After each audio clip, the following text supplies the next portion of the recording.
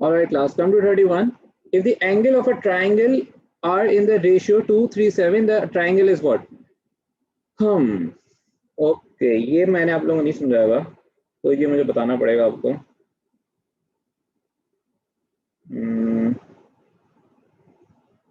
या ये एक सेकेंड, इसको वेट करता रहा, let me copy this first. Okay, ये कुछ चीजें हैं जाहिर, ये ओहो, ये क्या हो गया, कॉपी क्यों नहीं हुआ? जस्ट अ सेकेंड बस। अब देखो हमारे पास ये ट्राइंगल हमारे पास ये बन रहे हैं। वी नो सबसे एक देखो, वी नो कि आइसोसेलेस क्या होता है एंड वी नो ऑब्ट्यूज क्या होता है, वी नो राइट एंगल क्या होता है। राइट एंगल ट्राइंगल तब होगा when the triangle is right, और ये द एंगल आएगा, the angle of the triangle and the ratio this, the triangle is acute, isosceles, obtuse. ये ट्राइंगल गलत है, या एंगल आना चाहिए था, the angles are what, the angle होना चाहिए, एंगल्स होते हैं चारों। तो राइट एंगल क्या होगा क्लास, जहां पे हमारे पास 90 डिग्री एंगल के अंदर आ रहा होगा, ठीक है। ऑब्ट्यूज क्या होगा, ऑब्ट्यूज अभी छोड़ दो। और आइसोसेलेस क्या होगा हमारे पास, आइसोसेलेस होगा वहां where two angles are equal.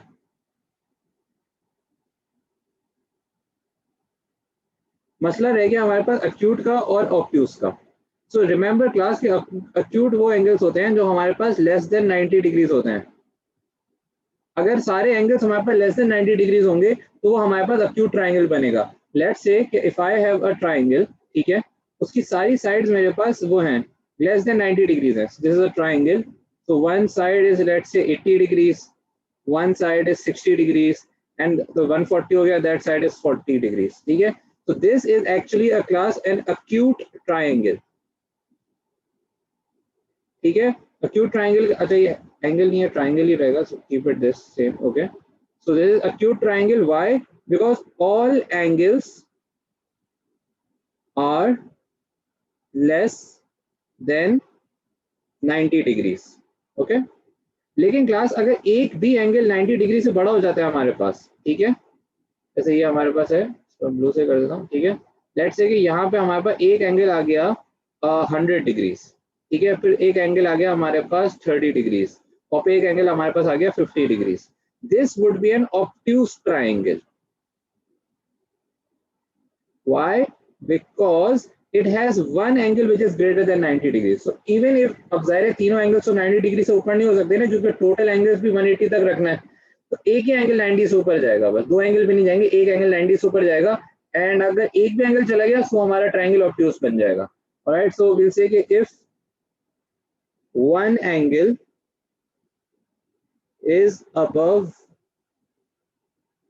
90 degrees तो हमारे पास ऑब्ट्यूज ट्राइंगल बन जाएगा। ऑब्ट्यूज ट्राइंगल कब है, if one angle is above 90 degrees. So we know कि हमारे पास ये रेशियो बन रहा था 2, 3 और 7। सबसे बड़ा वाला है ना, उसको चेक कर लो, that would be 7 upon 7 plus 3 plus 2 is 12 multiplied by 180, ठीक है। तो क्या कैंसिल हो जाएगा, दिस वुड बी 12 4 3, क्या 12 से कर लो, 12 1 जा 12 10 जा 120, 12 15 जा, एंड 7 into 15 कितना होता है भाई, that we know is 105. And now because this is actually greater than 90 degrees class, so we will say कि ये वाला जो हमारा ट्राइंगल है ये क्या है हमारे पास, ये ऑब्ट्यूज ट्राइंगल है। This is the correct answer. बस 90 ग्रेटर देन, एक एंगल मिल गया ना ग्रेटर देन 90, और वो चेक करने के लिए भी लार्जेस्ट साइड लार्जेस्ट रेशियो रखना है, 7 ही चेक करना, ये नहीं कि तुम 3 और 2 चेक कर रहे हो। वो एक ही एंगल 90 से बड़ा होगा, तो वो कौन सा होगा, जो सबसे बड़ा रेशियो जिसका आ रहा होगा उसी को सिर्फ चेक करना होगा, बाकी किसी को नहीं, ठीक है। लेकिन इसमें एक एंगल 90 डिग्री का भी तो बन रहा है, तो ये राइट एंगल ट्रायंगल नहीं है? कौन सा? एक एंगल 90 डिग्री का भी तो बन रहा है इसके अंदर। इसमें एक एंगल 90 डिग्री का कैसे बन रहा है, कौन सा एंगल बन रहा होगा 90 का, हो नहीं सकता। देखो एक 105 आ गया, अब तो टोटल 180 हमारे पास होता है, तो 180 में समझ लो 105 निकल गया तो सिर्फ 75 डिग्रीज बच गए। और बाप, इट्स नॉट पॉसिबल कि 90 डिग्री इनमें से कहीं एक बने। आप चेक कर लेना, 3/12 भी चेक कर लेना, 2/12 भी चेक कर लेना, नहीं बनेगा। Okay okay, alright, okay. okay, so after 31 class we have what, 34.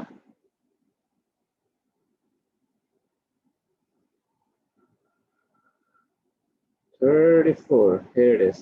अच्छा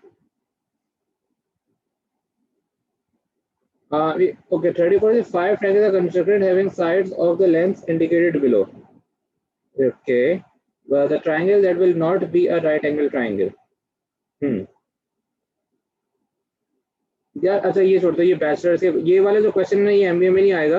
द रीजन बीइंग इसके अंदर कुछ शॉर्टकट्स हैं जो आपको ट्रिक्स एंड ट्रेड्स याद रखनी पड़ती हैं कि राइट एंगल ट्राइंगल की साइड्स कौन सी होती हैं, तो वो 3 4 5 होती हैं, 5 7 12 जो साइड्स होती हैं वो याद रखनी होती हैं, बिकॉज इट्स एमबीए में it's not that required. Okay हाँ तेरी वो नंबर याद करने पड़ेंगे, वो बैचलर्स के लिए होता है, एमबीए में नंबर्स याद नहीं करवाते ये लोग, ठीक है, जीमैट में नंबर से वाले याद नहीं होते, ये बैचलर्स के अंदर याद होते हैं। सो वो was asking 34 Tareem, you were asking, so you don't need to do this, ठीक है, it's fine, trust me, it won't come, okay, ये बैचलर का क्वेश्चन बनता है, बीबीए एमबीए का नहीं। Okay, come to 39 class, 39,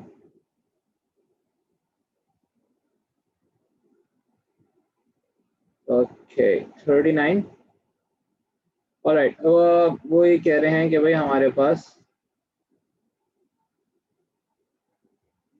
okay या ये फिर वही आ गया, मैं कॉपी वो करता हूँ, आगे जाते हैं, एक सेकंड रुकना, right, so we have here if the length of two sides of it's an isosceles triangle class, so अगर एक 7 है और एक 15 है तो अगली भी ऑटोमेटिकली या तो 7 होगी या 15 होगी, so what can be the parameter, so parameter can either be 7 plus 15 plus या तो 7 दोबारा ऐड हो जाएगा एक्स्ट्रा, या पैरामीटर हमारे पास होगा equals to 7 plus 15 plus one more time 15, ठीक है, ये हमारा पैरामीटर्स बनेंगे, so it would be 14 plus 15 is 29 and this would be 37, alright, तो अच्छा हमारे पास ये 29 भी आ रहा है, व्हाट इज द, अब कह रहे हैं what is the minimum parameter, तो मिनिमम पैरामीटर क्या होगा, ऑफ कोर्स 29 मिनिमम पैरामीटर होगा, ये हमारा आंसर हो जाएगा।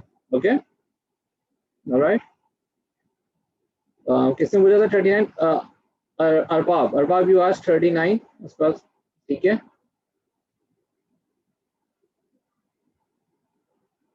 which inequality, okay that inequality, Tareem, let's say कि ये सेम क्वेश्चन होता है, वो कहते हैं एक साइड 7 है और एक साइड 15 है, बताओ तीसरी साइड कौन सी क्या हो सकती है, उस वक्त हम इनइक्वालिटी यूज करते कि हमारी जो थर्ड साइड होगी, कंसीडरिंग आइसोसेलेस नहीं है, ठीक है, सिंपल एक ट्रायंगल दिया हुआ है कि एक साइड 7 है, एक साइड 15 है, बताओ थर्ड साइड क्या है, तो हम बोलेंगे जो थर्ड साइड होगी वो 7 प्लस 15 से छोटी होगी और 15 माइनस 7 से बड़ी होगी, it would be greater than 8 and it would be lesser than 22, इसके दरमियान कोई भी साइड होगी वो पॉसिबल है, तो उस वक्त हम लोग इनइक्वालिटी यूज करते हैं, ठीक है,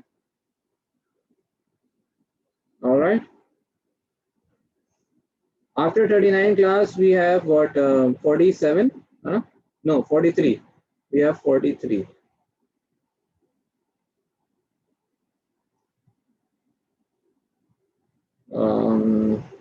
If the sum, okay, if the sum of the edges of the cube is 48 inches, the volume of the cube is what? ठीक है भाई, अब देखो 43 के अंदर आप लोगों को एक चीज समझनी पड़ेगी कि लेट्स से अगर मैं ड्रॉ करता हूँ आप लोगों ने, ओए ये कहाँ चले गए,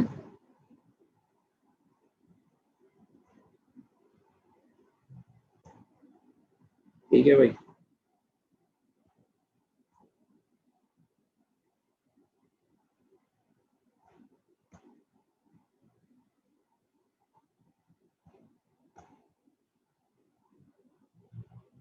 और ये लास्ट हमारा, ठीक है, अब ये हमारी क्यूब या क्यूबॉइड जो भी क्यूब बन गई है, ठीक है, क्यूब कह रहे हैं sum of the edges, sum of the edges का मतलब क्लास ये कि देखो ये इसके एजेस हैं, ये दो एजेस हैं, इन दोनों के दरमियान जो डिस्टेंस है ना इसके सम की वो बात कर रहे हैं, एक्चुअली में वो इस 3D फिगर का पैरामीटर की बात कर रहे हैं वो, so how many sides are there actually of this cube, so there is 1 2 3 4, फिर देखो ये 5 6 7 8 9 10 11 and 12, there are 12 sides of this cube, तो कह रहे हैं 12 into length, जाहिर सबकी लेंथ सेम है बिकॉज इट्स क्यूब, तो कितनी बन रही है हमारे पास, इन क्वेश्चन 43 से it's 48 inches, that's 48, so the parameter या सम ऑफ द एजेस अगर बोले इट्स द सेम थिंग, और ये 48 बन रहा है, सो लेंथ इक्वल्स टू 4 आ गई, अब वो वॉल्यूम पूछ रहे हैं इसका, so volume would be equals to L cube and it would be equals to 4 cube, so the volume would be equals to 64, ये सिंपल हमारे पास आंसर आ जाएगा। Okay alright class, we're done with 43 and after that we have 47 and then we'll have 50. Okay.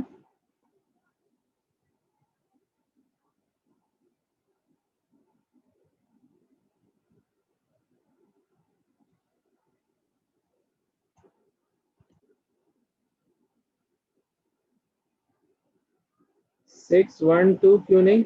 एक second तेरीम. Why are you saying 6, 1, 2 तेरीम? 4 का cube चाहिए ना? 6L² क्यों नहीं यूज करा इसमें? ओके, वो पूछ के लेते देखो. ओके, मैं बता दूं वो क्या ये रहते हैं हमसे इन 42 वॉल्यूम पूछ रहे थे, volume of the cube, volume of the cube. अगर वो हमसे सरफेस एरिया पूछते तहरीम तो फिर हम लोग बोलते कि हम लोग 6L² करना था. अगर तुम यहाँ पे पूछ रहे हो सरफेस एरिया, हमने यहाँ क्यों नहीं यूज किया? ओके, उसका रीजन है वो एरिया की बात नहीं कर रहे, वो कह रहे हैं sum of the edges of the cube. यानी कि अब वो सम ऑफ द एरियाज बोलते हैं ना क्यूब के, तो हम लोग तब भी कह सकते थे कि वो सरफेस एरिया की बात करेंगे, sum of all the sides of areas. ठीक है, लेकिन अभी क्या बात कर रहे हैं? सो दैट्स से कि ये it's this charger of mine. ठीक है, इस type of its type of a cube. ठीक है, अभी वो ये नहीं कह रहे कि इसके ऊपर मैं कितना पेंट कर सकता हूँ. अभी वो क्या कह रहे हैं कि अगर मैं यहाँ से लेके यहाँ तक चलूंगा, ठीक है, फिर मैं यूं यूं यूं, तो ये चार साइड जो है, अगर if I will be walking over here तो इनका डिस्टेंस कितना है? तो इनका डिस्टेंस दिया हुआ है 48. ओके, सो इन साइड्स को ज्वाइन करने का जो सम है ना, दैट इज 48. एरिया नहीं बोला हुआ कहीं भी कि एरिया जो है हमारा 48. अगर वो सरफेस एरिया बोलते या कहते हैं sum of all the areas of the cube of the sum of all the areas of all the sides of the cube, अगर बोलते हम सरफेस एरिया लेते. अभी क्या बोल रहे हैं? Sum of the edges. Edges मतलब कि you just taking the parameter. ठीक है Kareem? Okay, all right, so now we're on 47.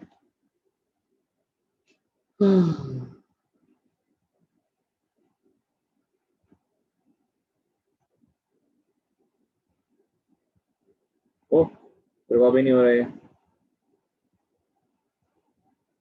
ये कॉपी नहीं हो रहा. Okay, I don't know why it's not copying right now. All right, just let me try one more time. हाँ, अब हो गया. तो कह रहे हैं about the diagonal of the cube. देखो क्यूब डायगोनल बोले या लॉन्गेस्ट साइड ऑफ द पोल बोले, इट्स द सेम थिंग. जिस रूम में आप बैठे हो उस रूम के एक बॉटम कॉर्नर से लेके टॉप ऑपोजिट कॉर्नर तक जो सबसे बड़ा पोल आ सकता है ना, that is actually the diagonal of the cube. उसका फॉर्मूला हमने पढ़ा था कि उसका डायगोनल इन 3D उसका फॉर्मूला क्या होता है? a² plus b² plus c², यानी कि लेंथ विड्थ एंड हाइट कह दो या l plus w plus h कर दो. एक सेकेंड होगा. It's L² plus w² plus height का स्क्वायर. अब जो डायगोनल है दैट इज यहाँ से 6√3 आ रहा है, that is equals to under root. अब देखो ये क्यूब है, क्यूब की सारी साइड्स बराबर होंगी, तो इट वुड बी 3L². ये भी L² तो 3L² हो गया. उसके बाद हम लोग इसको स्क्वायर कर देंगे और इधर भी स्क्वायर कर देंगे, तो ये हमारे पास कट जाएगा. And this would be 36 multiplied by 3 equals to 3L². 3 से 3 कैंसिल हो गया एंड लेंथ इक्वल्स टू 6 आ गया. लेकिन this not we want. What the question is asking is about the volume. Volume कैसा आएगा? Equals to L³ हो जाएगा and volume equals to 6³ हो जाएगा. It will be 216 in the end. Okay. Alright, Rabab. So this formula is something you need to remember. Okay. Alright, great. Thanks for the thumbs up class. मुझे खुशी होती है कि अगर आप लोगों को समझ आ जाए.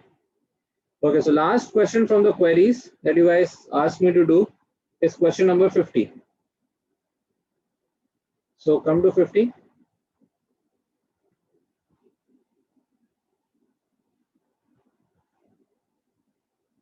Right over here, they're saying the sum of the length, breadth, and depth of the cuboid is 19 centimeters. So this means the length plus breadth plus height is equals to 19. Okay, and its diagonal is this. ठीक है, तो diagonal कितना है भाई? Diagonal हमारे पास है diagonal के पहले बताओ फॉर्मूला होता है हमारे पास, वो होता है length plus breadth यानी L² plus b² plus height square. और ये कितना हमारे पास? This is 5√5 equals to L² plus b² plus h². और अगर हम इसका स्क्वायर ले लें बोथ साइड्स, ठीक है, तो ये यहाँ से कट जाएगा एंड ऑल दैट वुड यहाँ पे हो जाएगा 25 × 5 equals to L² plus b² plus h². ठीक है, और ये क्या बन जाएगा हमारे पास, ये बन जाएगा 125 is equals to l square plus B square plus H square. अब पूछ रहे हैं सरफेस एरिया बताओ ऑफ द क्यूबॉइड।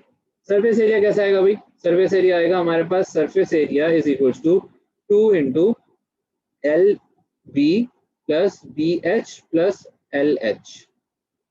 ठीक है, इन तीनों का मल्टीपल्स और फिर उनको सबको multiply by 2। Now how can we find this out. इसका जो क्वेश्चन लाई करता है ना हमारे पास, वो ऐसे करता है कि एक इंटर के अंदर ए लेवल्स में, अगर तुम्हें किसी ने ए लेवल्स पढ़ा है तो फिर तुम लोगों को नहीं पता होगा, लेकिन if you guys have done inter तो तुम लोगों को एक फॉर्मूला याद होगा, and that used to be L या A plus B plus C का whole square, and that used to be equals to a square plus b square plus c square plus 2 into ab plus bc plus ac. Remember this? ठीक है, तो बहुत बचपन में आप लोगों ने फॉर्मूला पढ़ा होगा, and that would be used over here considering कि ये क्या होगा, ये देखो ये है l plus b plus h, तो ये l बन जाएगा, ये b हो जाएगा और ये h हो जाएगा, and that is equals to 19। हम लोग यहाँ क्या लिख रहे हैं, हम L plus B plus h का whole square equals to l square plus B square plus H square plus 2 into l b plus l h plus b h. Okay, तो L plus B plus h कितने class, from here it's 19। Okay, तो हमने 19 square है यहाँ पे, ये देखो ये L square plus B square plus H square 125 बन रहा है, तो यहाँ पे 125 आ जाएगा प्लस 2 इंटू दिस, यानी सरफेस एरिया देखो हमारा क्या था, सरफेस एरिया भी यही बन रहा था, तो सरफेस एरिया भी हमारे पास यही बन जाएगा प्लस सरफेस एरिया जो हमें चाहिए।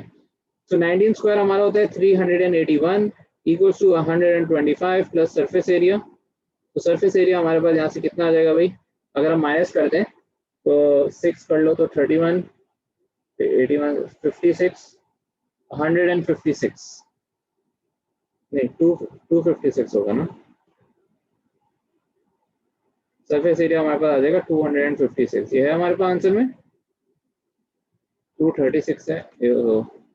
एक से 19 का स्क्वायर 381 नहीं होता, 371 होता है क्या, चेक कर लेना। आई थिंक 381 या 71 ही था, एक सेकेंड 19, ओ हाँ 361, I am wrong, I am sorry, it's 361। Alright, so this would be of course 236. ठीक है class, so this is our final answer. Alright, yeah 361, हाँ मेरे बस जहन से थोड़ा लिया था।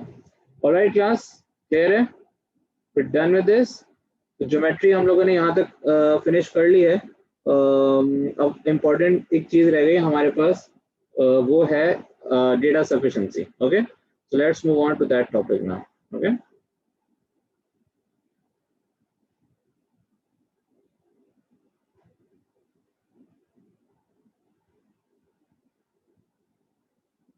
so this is data sufficiency. alright, एक मिनट देना, मुझे कॉपी निकालनी है, एक सेकंड रुको।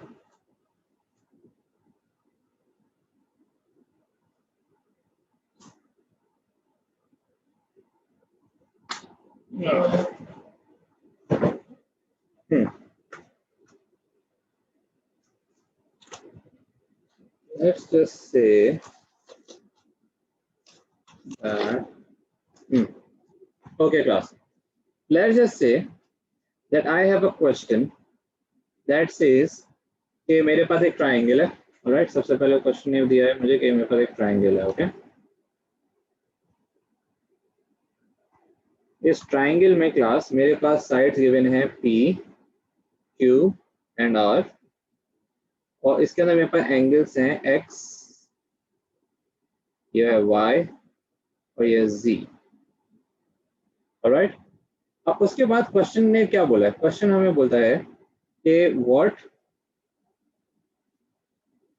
Is the value of x degrees, this is the question. ठीक है, ऑलराइट, अब इस क्वेश्चन ने सॉल्व करने के लिए क्लास हमें क्या दिया है, something very important which is a statement. इन्होंने हमें स्टेटमेंट 1 दिया है।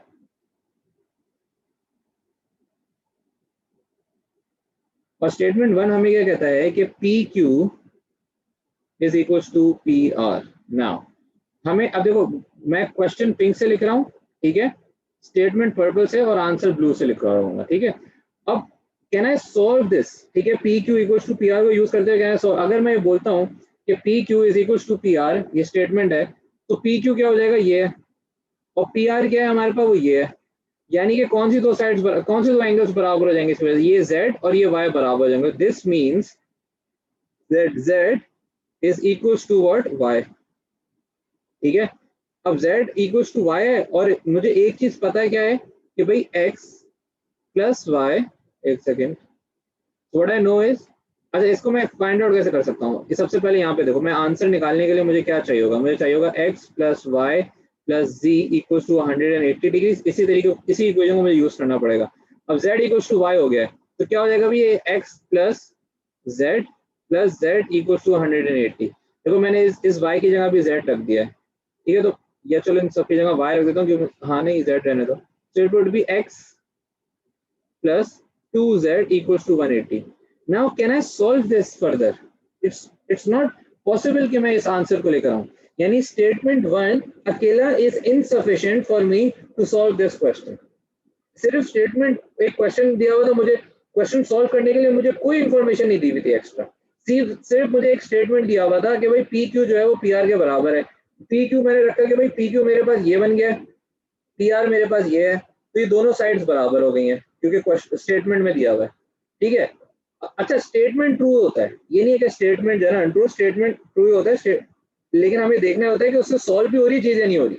तो ये नहीं होगा कि स्टेटमेंट गलत है, स्टेटमेंट सही रहेगा हमेशा, लेकिन क्या statement is sufficient for us to solve the answer और not, to solve the question और नॉट, ये मैटर करता है। Okay, so it doesn't matter कि क्वेश्चन सही, स्टेटमेंट सही है या गलत, statement is always correct. What matters is कि वो स्टेटमेंट हेल्प भी कर रहा है सॉल्व करने में या नहीं कर रहा, ठीक है। तो अब इस स्टेटमेंट से मैंने बोला कि पी क्यू एक साइड सेम है, पी आर दूसरी तरफ सेम है, यानी दो एंगल्स बराबर हो गए y और z, और हमने y z equals to y किया, इक्वेशन में डाला, लेकिन आंसर नहीं आया। लेट्स से स्टेटमेंट हमें एक और हिंट दे देता है, और स्टेटमेंट हमें एक स्टेटमेंट 2 आ जाता है हमारे पास।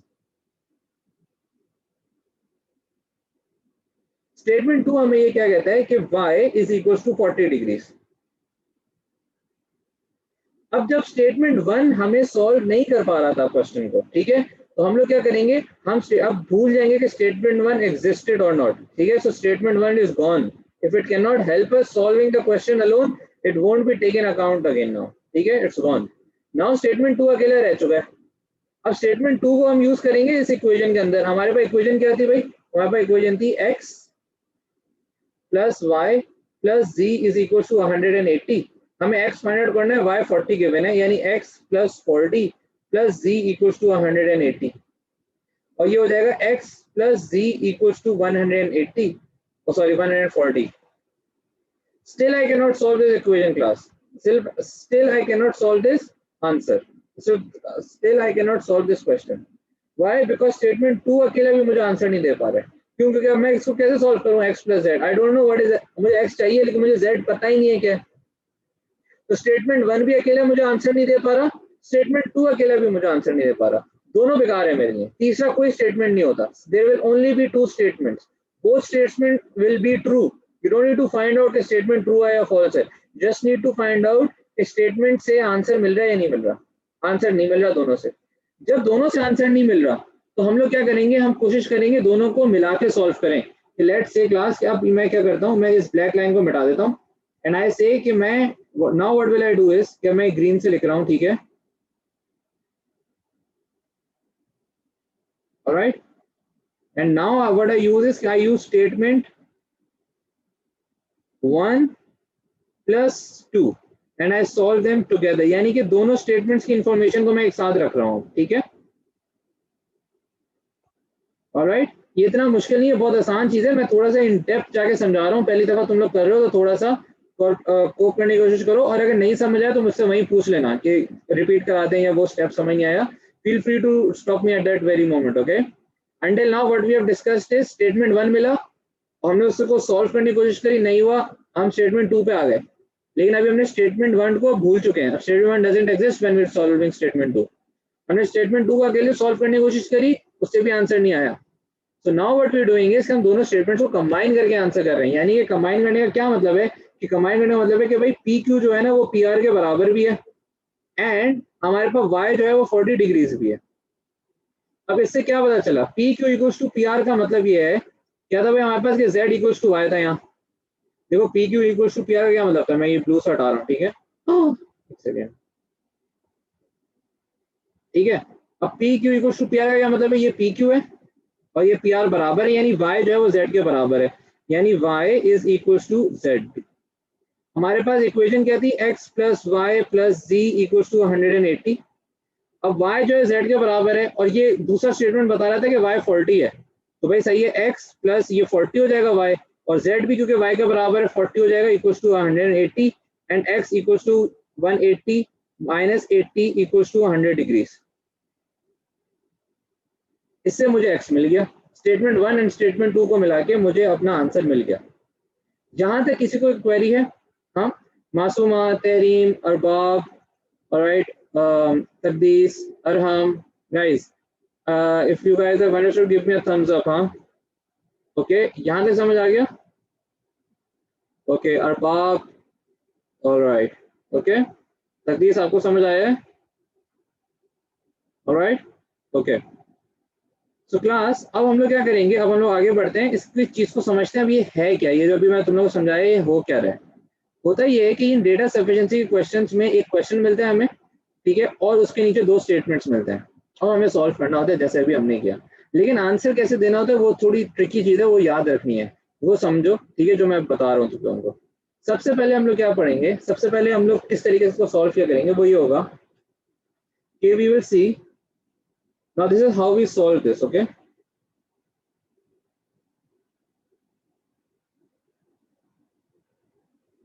Okay, how we solve this? हाँ, सबसे पहले हम लोग क्या करेंगे, हम बोलेंगे is statement 1 sufficient to answer the question? Is statement 1 sufficient alone? Sorry, is statement 1 sufficient alone? सबसे पहले हम लोग ये चीज पूछेंगे। अब लेट्स से कि हमारे पास यहाँ से आंसर आता है, ठीक है, एक सेकंड रखना। ऑलराइट, तो सबसे पहले हमारे पास आंसर आता है यस, तो भाई स्टेटमेंट 1 इज सफिशिएंट, ये आएगा हमारे पास नो। अभी जैसे हमारे पास आया था नो आया था, ठीक है, क्योंकि स्टेटमेंट 1 ने अकेले सॉल्व नहीं किया था आंसर। अब स्टेट अगर यस आ जाता, ठीक है, तो फिर हम लोग क्या करते हैं, फिर हम लोग दो चीजें करते हैं आगे। हम लोग क्या करते हैं, हम लोग एक काम ये करते हैं कि हम लोग बोलते हैं, एक्चुअली मैंने नो लिखा था या क्या था, हाँ, हम लोग यहाँ पूछते हैं एक और सवाल, अगर यस हो जाता, इज स्टेटमेंट 2 सफिशिएंट अलोन। यानी कि आप एक चीज देखो कि हम अगर यस आ रहा है, ठीक है, उसका ये मतलब नहीं आपने आंसर दे दिया, आप चेक करोगे कि बी भी अकेला आंसर दे रहा है या नहीं दे रहा। सो 1 अकेला आंसर दे रहा है और बी अकेला आंसर दे रहा है या नहीं दे रहा। अगर बी आंसर हमारा अकेला दे रहा है, ठीक है, एक सेकंड मैं इसको वैसे कर लूं,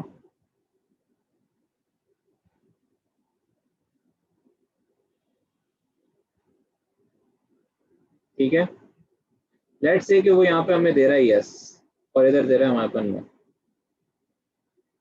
ठीक है।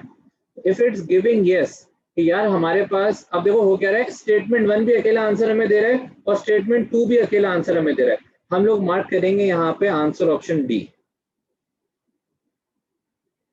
ठीक है।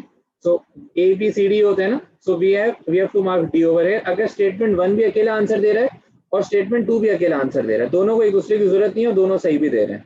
लेकिन अगर स्टेटमेंट 2 जो है अकेला नहीं दे पाता आंसर, तो फिर हम लोग मार्क करते हैं ए कि सिर्फ स्टेटमेंट 1 ही सही था हमारे पास, स्टेटमेंट 2 नहीं है, स्टेटमेंट 2 आंसर नहीं दे पा रहा। ऑलराइट, तो यहाँ तक ए और डी आपको समझ आ गया होगा, ठीक है। तो हम सॉल्व कैसे करते हैं, we have A B C D and E, ये 5 होते हैं इसके अंदर, सही है, तो ई भी होता है। तो रिमेंबर कि इस अगर स्टेटमेंट 1 आंसर देगा अकेला तो आंसर आया नहीं अभी तक, आप 2 भी चेक करोगे, और अगर 2 अकेला दे देता है तो डी आंसर आ जाएगा। अगर 2 नहीं देता आंसर, स्टेटमेंट 2 आंसर नहीं दे पा रहा अकेले, तो हम लोगों का सिर्फ ए आंसर हो जाएगा कि स्टेटमेंट 1 सही है। सही है। अब ये देखो, अब हम फिर से ये रिपीट करेंगे। क्या रिपीट करेंगे भाई, एक सेकेंड।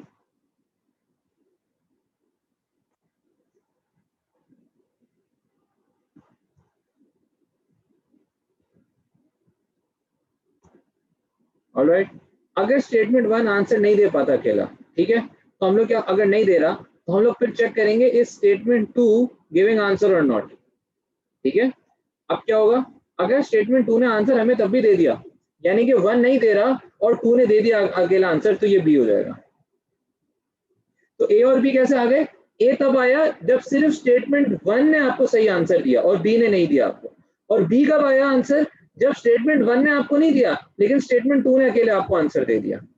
और अगर इसके बावजूद हमारे पास स्टेटमेंट 1 भी अकेला नहीं दे रहा और स्टेटमेंट 2 भी अकेला नहीं दे रहा, ठीक है, तो फिर हम लोग क्या करेंगे, हम लोग एक और चीज चेक करेंगे, और वो ये चेक करेंगे जैसे हमने ऊपर अभी की थी, और वो है, मैंने लिखा हुआ था, are statement 1 and statement 2 solving the question और नॉट। अब कंसिडरिंग कि ये नो आ गया तो अब हम लोग ये चेक कर रहे हैं। ठीक है, अब ये कैसे हमारे पास होगा, एक सेकेंड, इसका भी आंसर है।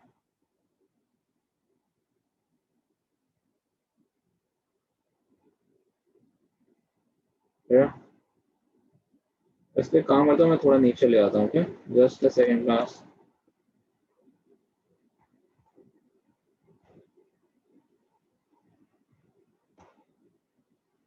ऑलराइट, तो मैं नीचे ले, अगर ये यस बोल देता है इस पे, ठीक है, तो इसका मतलब क्या हुआ कि स्टेटमेंट 1 अकेला तो आंसर नहीं दे रहा था और स्टेटमेंट 2 भी अकेला आंसर नहीं दे पा रहा था, लेकिन दोनों को अगर मैंने मिला लिया तो मुझे आंसर मिल रहा है, एंड दैट मीन्स कि मेरा जो आंसर होगा अब यहाँ पे वो हो जाएगा सी।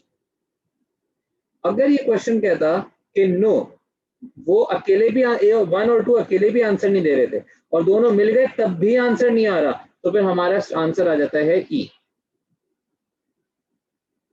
ठीक है, अब लेकिन इतना कोई कंफ्यूजिंग नहीं है जितना ये तुम लोगों को भी लग रहा होगा, मैं इसको भी अच्छा एक्सप्लेन करूंगा, तो थोड़ा सा वेट करो। ये देखो, ये हमारे पास डायग्राम बन रहा है, यानी कि सबसे पहले अगर स्टेटमेंट 1 हमारे पास अगर करेक्ट हो गया, स्टेटमेंट 1 हमें चेक करेंगे, अगर करेक्ट हो गया तो हम स्टेटमेंट 2 को अकेला चेक करेंगे, अगर वो अकेला भी करेक्ट हो गया तो उसका मतलब आंसर डी हो गया। ठीक है, फिर हमारे पास आंसर डी हो गया। और जैसे ये रहा, अगर लेट्स से क्लास कि स्टेटमेंट 1 जो है, अब ये ए कब आएगा, चलो ऐसे करते हैं, ए बी सी डी करते हैं। सबसे पहले ए तब आएगा जब स्टेटमेंट 1 तो करेक्ट होगा अकेला, देखो यस आ रहा है यहाँ पे, लेकिन स्टेटमेंट 2 अकेला गलत हो जाएगा, उस वजह से हमारे पास ए आएगा। तो statement 1 is correct, statement 2 is incorrect. अगर बी कैसे होगा, बी तब होगा जब स्टेटमेंट 1 गलत हो जाएगा लेकिन स्टेटमेंट 2 हमारे पास करेक्ट हो जाएगा, तो वो बी हो जाएगा। सही है। सी कब होगा, सी तब होगा जब स्टेटमेंट 1 अकेला भी गलत होगा, स्टेटमेंट 2 भी अकेला गलत होगा, लेकिन अगर दोनों मिल जाएंगे, ठीक है, तो फिर हमारे पास सी आंसर हो जाएगा। दोनों मिलकर अगर आंसर सॉल्व कर रहे हैं तो हमारे पास सी हो गया। डी कब होगा, डी तब होगा जब हमारे पास स्टेटमेंट 1 भी अकेला यस करेगा और स्टेटमेंट 2 भी अकेला यस करेगा, तो हमारे पास डी, दोनों इंडिविजुअली अपने तौर पर आंसर क्वेश्चन को सॉल्व कर रहे हैं, तो वो डी बन जाएगा। ठीक है, और फिर हमारे पास रह गया ई का मतलब क्या है कि स्टेटमेंट 1 भी अकेला सॉल्व नहीं कर पा रहा, स्टेटमेंट 2 अकेला सॉल्व नहीं कर पा रहा, और अगर दोनों को मिला लो स्टेटमेंट्स को तब भी वो सॉल्व नहीं कर पा रहा, वो हमारे पास ई बन जाएगा। ठीक है गाइस, समझ आया यहाँ तक, सही है, ओके। ये चीज जो है ना, आई डोंट नो कि ये एमबी के टेस्ट में, जहां तक आई रिमेम्बर, मुझे याद नहीं आ रहा सही से कि ये दी थी या नहीं, जब मैंने भी टेस्ट दिया था तो आई डोंट रिमेम्बर कि उन्होंने दिया था या नहीं दिया था। आमतौर से हम लोग स्टूडेंट से ही कहते हैं कि आपको याद करना पड़ेगा, तो you have to remember this. यार ये आई डोंट थिंक ये डिफाइन होता है, शायद हो जाए, अल्लाह करे हो जाए, नहीं भी होता तो तुम लोग खुद से याद रखना पड़ेगा तुम लोगों को। अभी हम प्रैक्टिस करेंगे तो तुम लोग खुद याद हो जाएगा। जैसे हमारा ये वाला क्वेश्चन था, ये वाला, ये क्या होगा, स्टेटमेंट 1 अकेला हमें नहीं दे रहा था आंसर, स्टेटमेंट 2 भी हमें अकेला नहीं दे रहा था, लेकिन दोनों को मिलाया तो आंसर मिल गया, मीन्स के आंसर हमारा सी हो गया। अगर ये भी नहीं होता तो फिर हमारा आंसर ई हो जाता, कंसिडरिंग के ना वो दोनों इंडिविजुअल आंसर सॉल्व कर रहे हैं ना मिलकर सॉल्व कर रहे हैं। तो it's better you guys remember this. ठीक है, अच्छा एक इसकी शॉर्ट ट्रिक भी है, और वो ये है कि याद रखो ए, अगर ए गलत हुआ तो आंसर हो जाएगा आपके पास डी, नहीं ए या वो शॉर्ट ट्रिक पता नहीं क्या थी, ए अगर गलत हुआ तो नीचे आ जाओ, ठीक है, ए गलत हुआ तो सी तो डी भी गलत होगा, ठीक है, ए गलत हुआ तो डी भी गलत होगा, ओके, और अगर बी गलत हुआ तो सी और ई, अगर ए गलत हुआ तो डी गलत है, ठीक है, और ए गलत हुआ तो बी चेक करो, अगर बी गलत हुआ तो नहीं, पता नहीं आप क्या ट्रिक थी, छोड़ दो, यही याद रख लो जो है आसान जिंदगी बनाओ अपनी, ठीक है।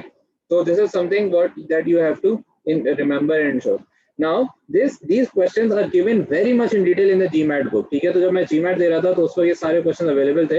ये जो बुक मैंने आप लोगों के साथ ग्रुप पे शेयर करी है, if you open that you can see it on my screen as well, it's of 2018, ठीक है, it's fine, it's no issue कि अगर 2018 की है कब की है, ठीक है, तो you can see this, alright. तो इसके अंदर सारी जो है ना GMAT के सारे क्वेश्चंस भी हैं, जहाँ से हम लोग बेसिकली अपनी बुक बनाते हैं, सीधी बात है, यहीं से क्वेश्चंस लेके हम बनाते हैं, ठीक है।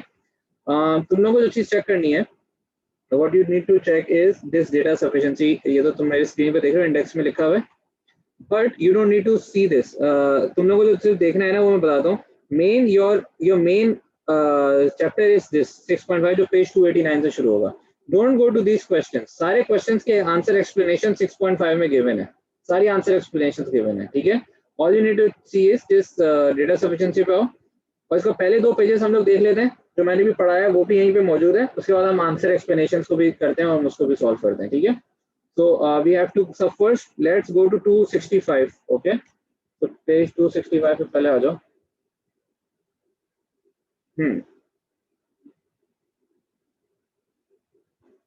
ओके, तुम लोग कम टू 265, यहाँ पे नीचे लिखा होगा 265, ठीक है क्लास, ऑलराइट,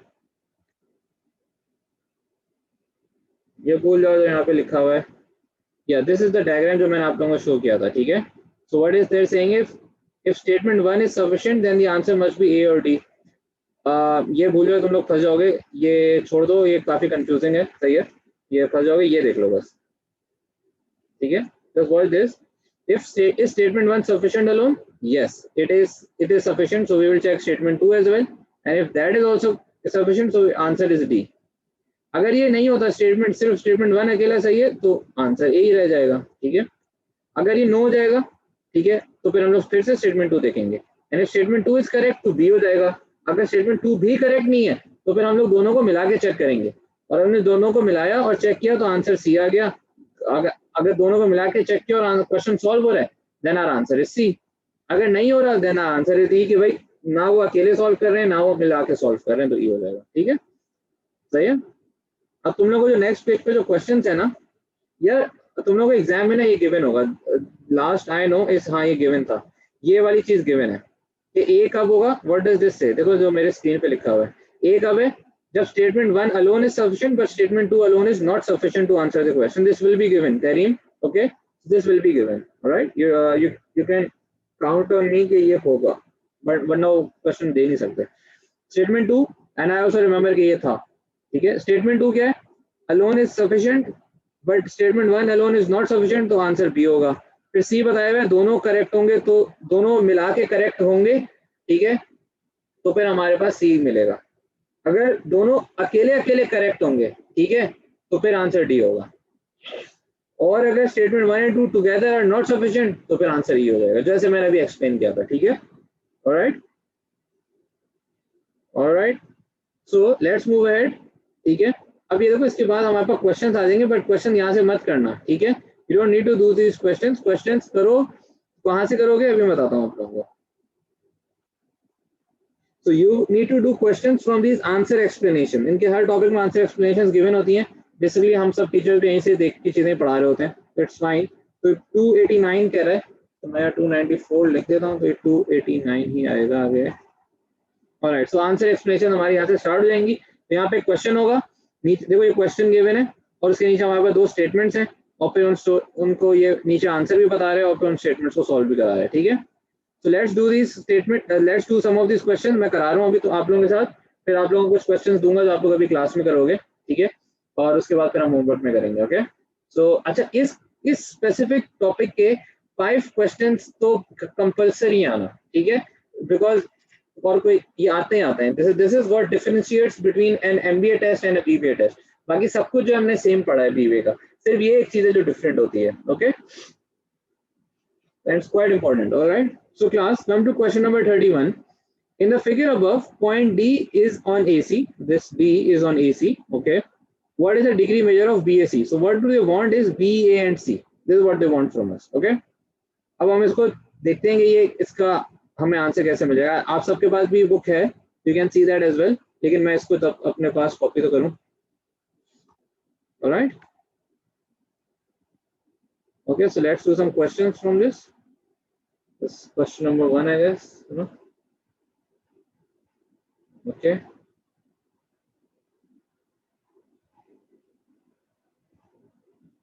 ऑलराइट, सो ये हमारे पास, ये मैं फिगर ड्रॉ कर देता हूँ आप लोगों के लिए। Okay, just a second.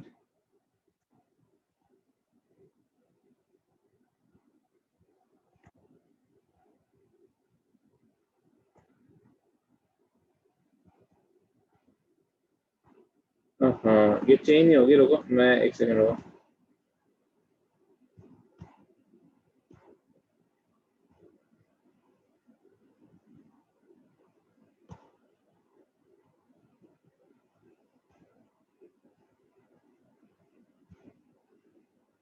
हाँ भाई, तो ये हमारे पास बन गया और एक और लाइन आएगी बीच में यहाँ।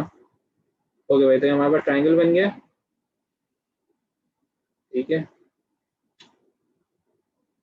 नाउ इसमें और क्या था, ये 20 था,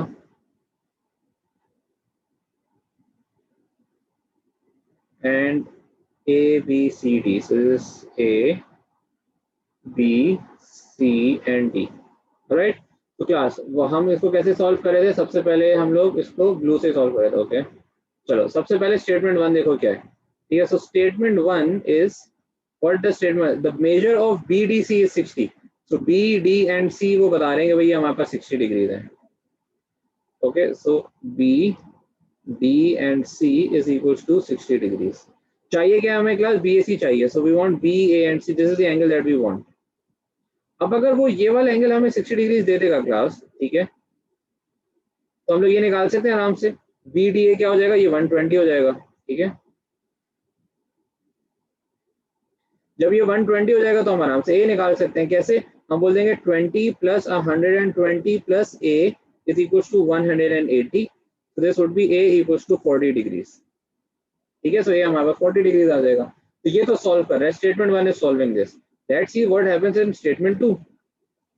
स्टेटमेंट 2 से what is the degree measure. अब ये स्टेटमेंट 1 हमारा खत्म हो गया है, सो अब स्टेटमेंट 2 के लिए हम लोग क्या करेंगे, एक और ऐसा ही ट्राइंगल में एक और इसी को मैं कॉपी कर देता हूँ।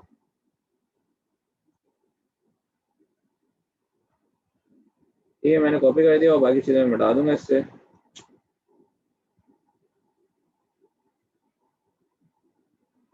ठीक है भाई,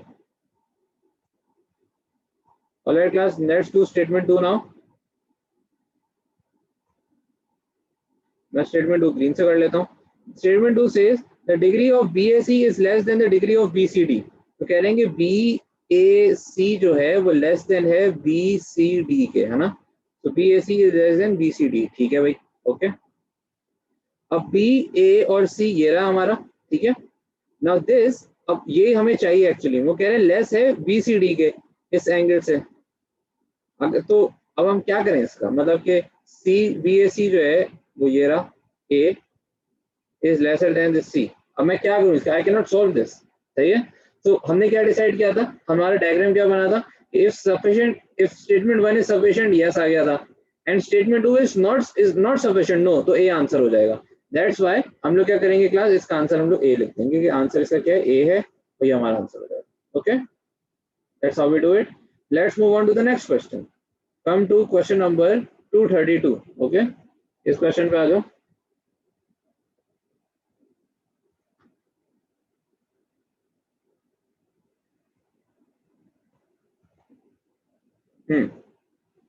क्लास हमारे पास ये है स्टेटमेंट 1, तो ये हमारे पास statement 2. Okay, now a citrus fruit grower receives $15 for each crate of oranges. Let's call our oranges R. Okay, तो ये oranges को हम लोग R कर लेंगे, O बना नहीं सकते ना, वो जीरो लगता है. And $18 for each crate of grapefruit, तो ये हमारा G हो जाएगा.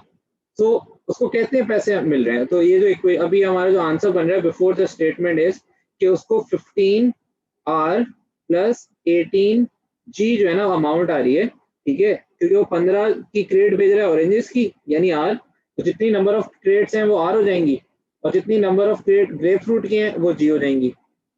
अब हम लोग सॉल्व करना शुरू करते हैं, यानी कि स्टेटमेंट 1 क्या कह रहा है, हमें इसको सॉल्व करना है. ठीक है, how many crates of oranges did the grower ship last week, यानी ये हमें फाइंड आउट करना है R. This is what we have to find out. Okay, this is the needed. अब इसको सॉल्व करने के लिए स्टेटमेंट 1 गिवन है. Last week the number of crates of oranges that grower shipped, यानी ऑरेंजेस मतलब R, ठीक है, शिफ्ट वाज यानी इक्वल्स टू 20 लिख दिया. मोर देन का मतलब प्लस होता है, twice the number of grapefruit मतलब G. सही है, तो ये हमारे इंग्लिश टू मैथ्स याद है, हमने टॉपिक पढ़ा था, बिल्कुल वो यहाँ रेप्लिकेट हो गया. अब this is an equation, this is an expression class. I can not solve this. अगर ये इक्वेशन इक्वल्स टू 40 या इक्वल्स टू समथिंग होती तो मैं कर सकता था तब भी सॉल्व, लेकिन अब ये जो R equals to 20 plus 2G है, how can I incorporate it over here? I cannot solve this because it's not equals to anything. So statement 1 alone is not giving me the answer. Let's try statement 2 then. Statement 2 says, last week the grower received a total of 38,700 from the, अब ये हो सकता है हम green से use कर लेते हैं, ठीक है, उसको मिले हैं 38,700 from crates of oranges and grep fruit, यानी इक्वल्स टू क्या है, ये अमाउंट उसको मिली है. कैसे मिली है? उसको मिली है इस इक्वेशन से मिली होगी ना, कि उसको ऑरेंजेस उसने कुछ बेचे $15 के हिसाब से और उसने ग्रेप फ्रूट्स कुछ बेचे $18 के हिसाब से. नाउ अब मैं इसको भी अकेले सॉल्व नहीं कर सकता आंसर लाने के लिए, ठीक है, अभी भी मुझे R चाहिए. I can not solve this because there two variables, two unknowns. I can not solve this in one equation, but if I know what I know is class, अगर मैं ये और ये दोनों यूज कर लूंगा, R और G इधर भी है, R और G इधर भी है, तो मैं ये सॉल्व कर पाऊंगा. R और G की मेरे पास वैल्यूज आ जाएंगी and that is enough for me to write the answer C. In data sufficiency, I don't need to find the correct answer or the final amount of the answer. मुझे नहीं पता करना कि last amount हमारी क्या होती है. What I need to remember, what I need to find out is कि मैं ये क्वेश्चन सॉल्व कर सकता हूँ या नहीं कर सकता. So if I can solve this question, that is enough for me to choose A, B, C, D, E. I don't need to find out कि grapes कितने बिके थे और oranges कितने बिके थे कि आंसर बने. बस मुझे देखना है क्या इन्फॉर्मेशन गिवन है सॉल्व करनी है नहीं. If it is, आंसर मिल जाएगा. You know, street smart. Okay, you don't need to solve it. Okay, you just need to see कि क्या सॉल्व हो सकता है या नहीं हो सकता. अगर हो सकता है मजे, सही है. Alright, समझ आया guys? Are you here? Do you understand this? Tareem, Arbab, Taqdees, Arham, Masuma, you guys? Okay, great. Arham, Masuma, Arbab. Okay, all right, let's do another question. ठीक है, come to other question. क्या है भाई? 233 छोड़ देना. ठीक है, let's do this ये वाला करते हैं, ज्योमेट्री करते हैं. ठीक है, थोड़ा सा डिफरेंट क्वेश्चन मैं जा रहा हूँ, थोड़ा सा मुश्किल कर रहा हूँ. ठीक है, come to geometry. Let's do 235 class. Okay, अभी पढ़ना नहीं है अपनी तरफ से, ठीक है, मुझे कराएगा बिल्कुल नीचे तुम लोग को आंसर्स भी मिले हुए हैं. ठीक है, तो वो let me just copy this first. Okay, ओहो ये तो वही वाला कर दिया है.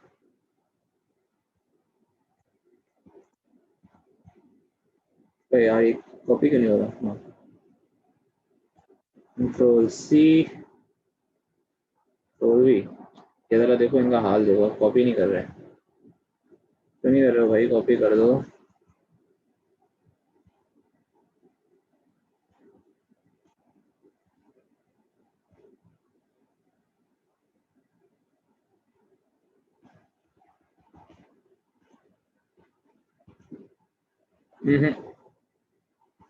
मुझे नहीं पता है कॉपी क्यों नहीं हो रहा, लेकिन यहीं पे आ जाओ. ठीक है, if it's not copy that's fine, हम लोग ऐसे ही कर लेते हैं. ठीक है, ओके क्या मैं इसका वो कर सकता हूँ? Can I take a screenshot of it and post it over there? Can I do that? एक सेकंड चेक करने दो।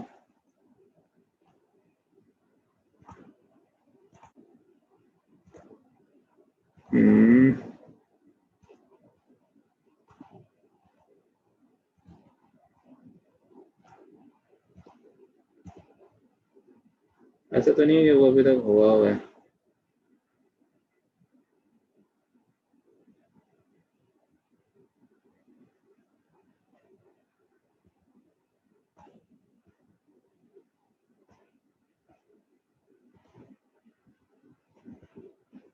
खैर नहीं आ रहा तो नहीं आया, हम क्या कर सकते हैं यार? देख लो भैया, यहीं से देख लो, बड़ी कोशिश की, मैंने नहीं आ रहा।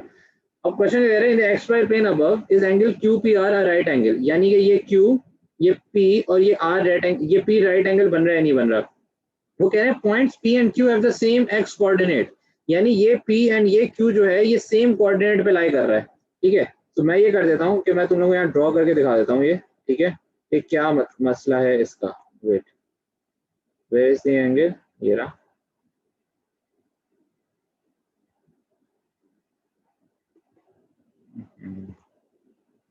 एक सेकेंड, सॉरी क्लास। सही है भाई, ये हमारे पास इसके अंदर हमारे पास ट्राइंगल बन रहा है ना? कैसा ट्राइंगल है? Okay, it's a right angle triangle. So let's make a right angle triangle for this.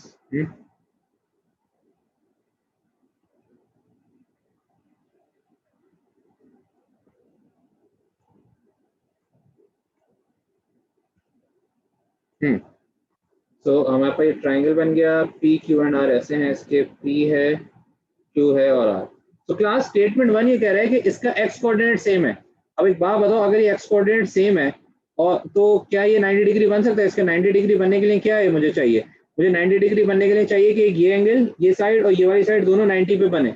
अब अगर इसका एक्स कोऑर्डिनेट सेम है यानी ये सेम है, ठीक है, पी और क्यू बिल्कुल सीधे, बिल्कुल सीध में, पता चल गया कि भाई बेहतरीन ऑन है। लेकिन दैट डजंट मीन कि 90 एंगल बनेगा। क्यों? क्योंकि पी एंड क्यू ऐसी रहे, एक लाइन यू भी बन सकती है, एक लाइन यू भी बन सकती है, एक लाइन यू भी बन सकती है, एक लाइन यू भी बन सकती है। ये तो 90 डिग्री नहीं दे रहे ना। तो statement one alone is not giving me 90 degree. वो ये तो कह रहे हैं कि ये स्ट्रेट है, तो वो ही नहीं बता रहे कि दूसरी वाली जो साइड है वो ऐसी लगी हुई है, वो यूं है, यूं है, यूं है, किस डायरेक्शन में।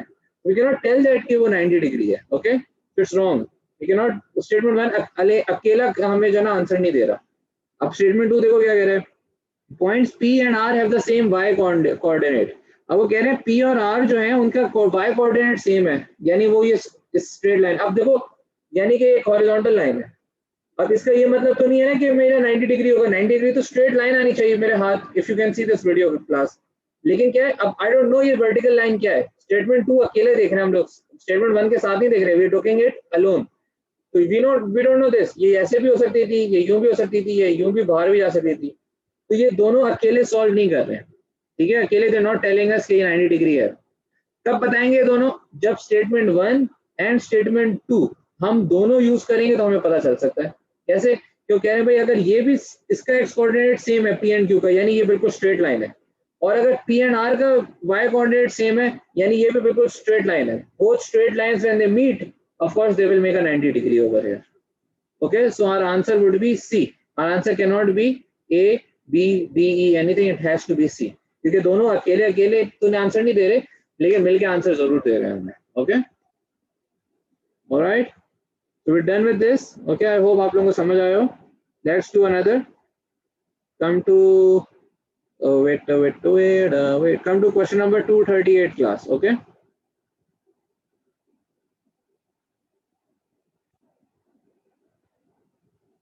I hope यार ये कॉपी हो जाए यार, तो अगर हाँ ये हो जाएगा copy. All right class, come to 238.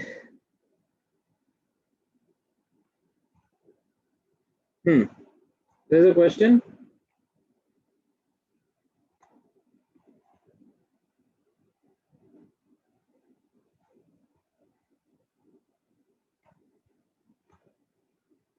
Alright, water is pumped into a partially filled tank at a constant rate through an inlet pipe. Okay, यानी कि भाई एक पाइप जो है ना टैंक को भर रहा है।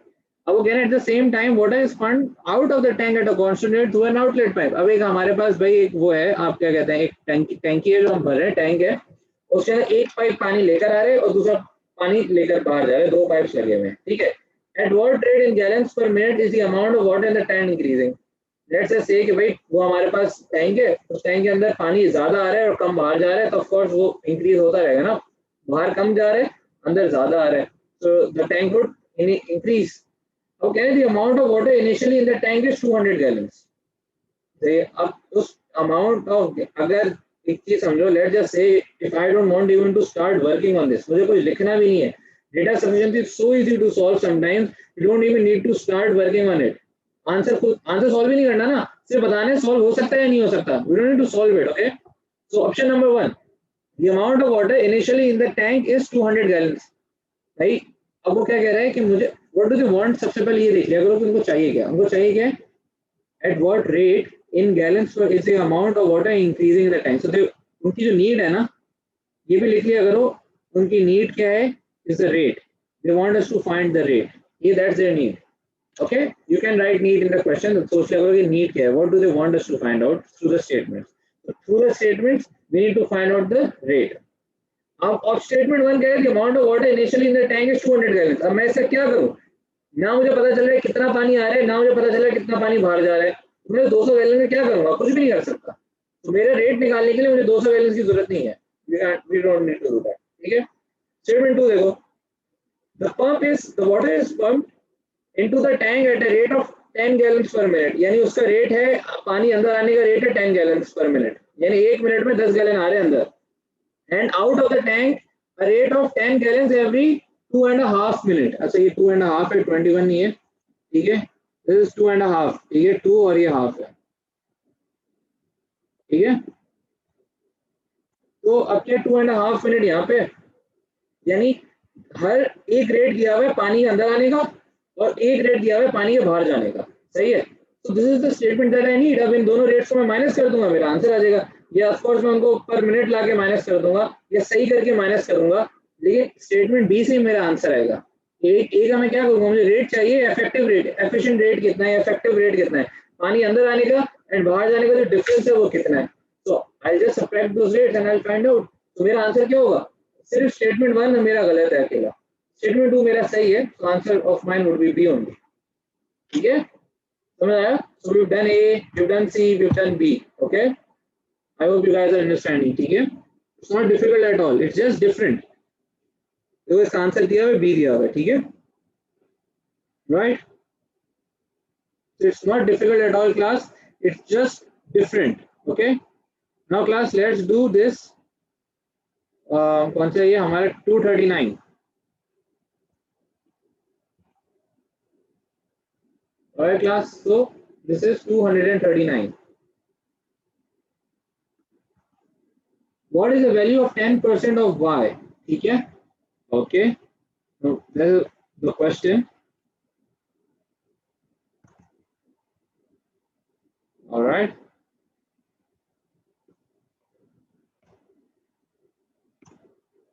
ठीक है भाई, okay, let's start। They want us the 10% of y, so what is their need? Okay, so their need is what, 10% of y, this is what they want, ठीक है। So 5% of y is 60। now if the question says statement 1 क्या है हमारा, statement 1 ये रहा, statement 1 को हम solve कर रहे हैं, तो वो क्या है, statement 1 5% of y is 60, ठीक है। This would be 5 upon 100 of y equals to 60। We know कि हमें y solve करने की जरूरत नहीं है क्लास, we know कि y आ जाएगा। So statement 1 is correct, it is giving us an answer individually। Awesome, yeah, that's what we want।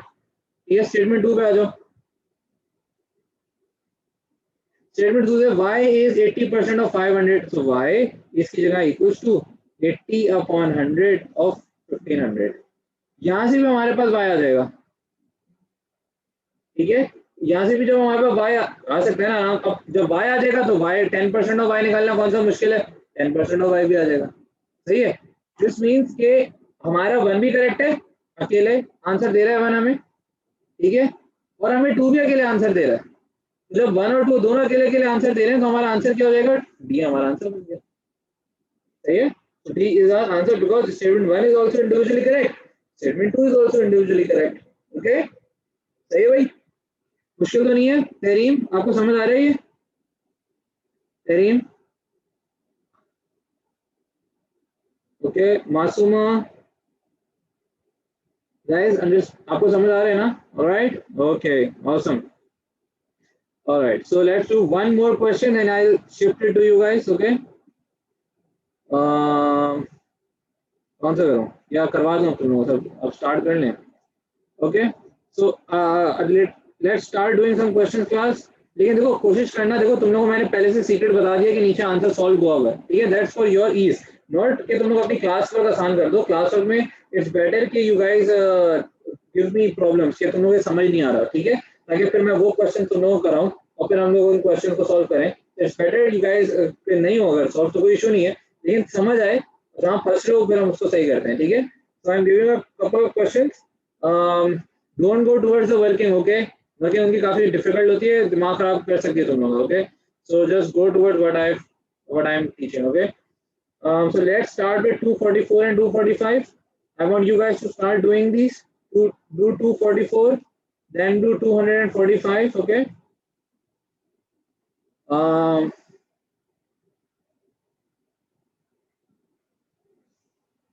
okay, you guys do that. 244 and 245. मैं आगे कुछ क्वेश्चन आप लोगों को दे रहा हूँ, ठीक है?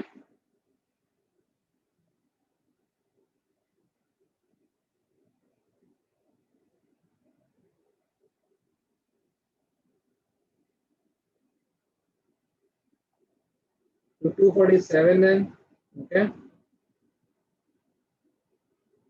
या खुद से करना, ठीक है? ऐसा नहीं कि तुम लोग जो करे जा रहे हो।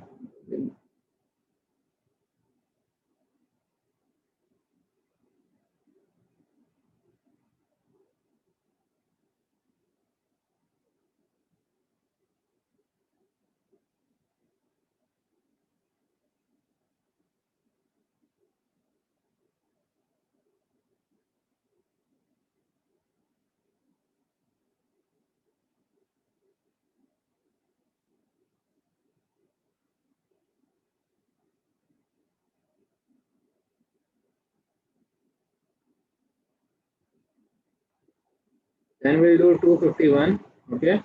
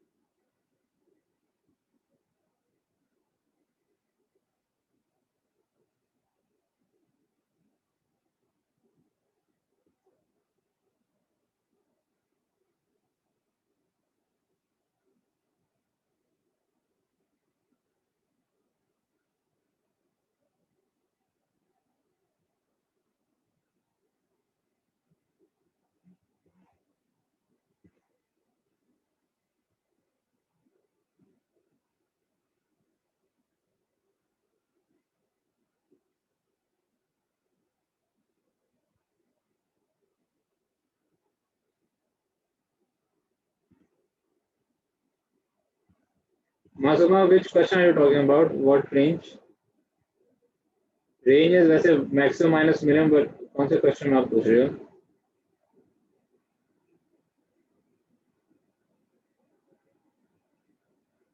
Two 44 में, let me check.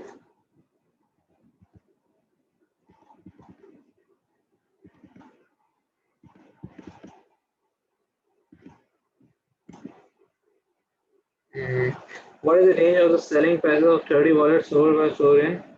Okay, so range is maximum minus minimum, okay? Masuma, range is maximum minus minimum, okay?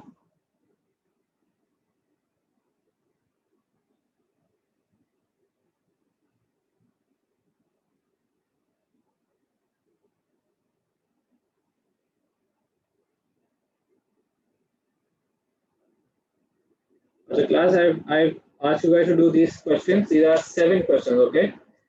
Please do not look at the explanation because that will just make matrix works for you. Okay, so don't look at the explanation, just look at just you can see the answer if you want, but after doing the question. ठीक है, explanation पढ़ोगे फंस जाओगे, वो अलग explanation है, वो छोड़ दो, मैं कराऊंगा explanation. ठीक है, you guys have 5 minutes. Okay, so hurry up. जो क्वेश्चन समझ ना है छोड़ दो, आगे बढ़ जाओ, ये सारे क्वेश्चन मैं कराऊंगा ना अभी, you guys know that. So if you stuck at any question, just move ahead. All right.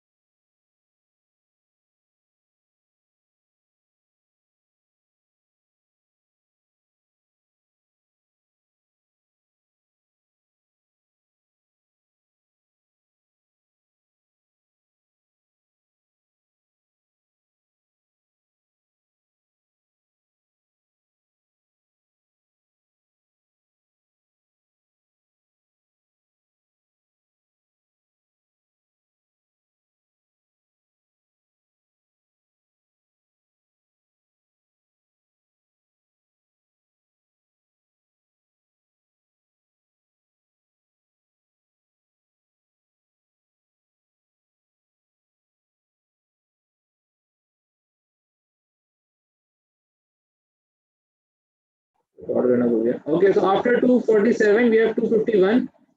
Class 251 कहाँ है, आगे आ जाओ. Here's 251. On a trip, Mary drove 50 miles. All right. What was the average speed at which she drove the 50 miles? भाई वो 50 miles उसने travel किया एक trip पे, अब हमें स्पीड बतानी है कितनी है। Again we don't need to calculate the speed class, we just need to tell them if statement 1 और statement 2 और both of them giving the will give us the speed or not, हमें नहीं बताना speed कितनी है। तो statement 1 says she drove 30 miles at an average speed of 60 miles per hour, यानी 30 miles की स्पीड गिवन है हमारे पास, and then drove the remaining 20 miles at an average speed of 50 miles per hour, यानी statement 1 के अंदर उन 50 miles की speed तो मौजूद नहीं है, लेकिन उसमें 30 और 20 की मौजूद है, यानी अगर हम चाहें तो हम एंड की स्पीड निकाल सकेंगे। सही है, हम एवरेज लेके स्पीड निकाल लेंगे उस 50 की। ओके, तो statement 1 is solving the question. Okay, but we don't need to find कि हाँ भाई हो रही है नहीं, हमें पता चल गया कि भाई स्पीड गिवन है ना यार, एवरेज निकाल लेंगे। Statement 2, she drove a total of 54 minutes, speed का फॉर्मूला क्या होता है, distance upon time, distance 50 miles given है, टाइम 54 मिनट्स गिवन है, स्पीड निकाल लेंगे। ठीक है, तो स्टेटमेंट 1 भी आंसर दे रहा है, स्टेटमेंट 2 भी आंसर दे रहा है इंडिविजुअली, तो answer would be D, D हमारा आंसर हो जाएगा, यहाँ भी डी गिवन है। ठीक है, ऑलराइट, नथिंग डिफिकल्ट। ओके, 251 के बाद है 255, आ जाओ भाई 255 पे आ जाओ।